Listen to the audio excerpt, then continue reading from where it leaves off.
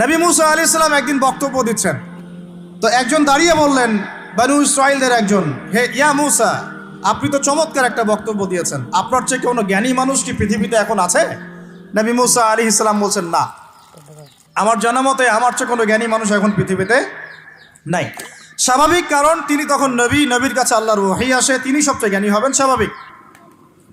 আল্লাহ রাব্বুল আলামিন বললেন, মুসা, তোমার চাইতেও জ্ঞানী আমার এক বান্দা আছে। বলেন সুবহানাল্লাহ।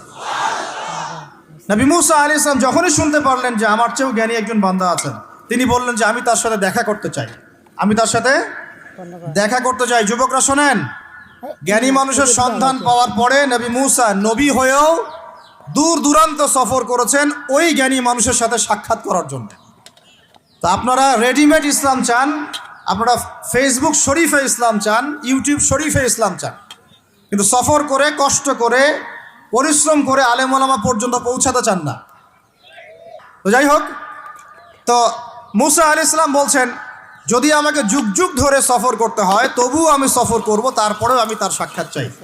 আল্লাহ পাক বললেন, ঠিক আছে, তুমি তাকে পাবে যখন মাজমাউল বাহরাইন বলা হয়, দুই সমুদ্র যেখানে মিলে যাবে সেখানে তুমি আমার সেই বান্দাকে পাবে। কোথায় পাবে ভাই? দুই সমুদ্র যেখানে মিলে যাবে সেখানে পাবে। এখানে আপনি ভৌগোলিকভাবে ওর ব্যাখ্যা নিতে পারেন, আধ্যাত্মিকভাবেও নিতে পারেন। দুই সমুদ্র বলতে হয়তো বা ভৌগোলিকভাবে বোঝানো হতে পারে, অথবা আধ্যাত্মিকত্বও বোঝানো হতে পারে, যে বস্তুবাদী জ্ঞান এবং মারিফতের জ্ঞান যেখানে মিলে যাবে সেখানে।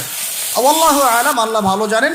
তো নবী মুসা আলাইহিস সালাম তার একজন সঙ্গীকে নিলেন, সেই সঙ্গী একজন যুবক। তরুণরা ভালো করে শোনেন, তরুণদের ত্যাগেই ইসলাম দাঁড়িয়ে আছে, আলহামদুলিল্লাহ।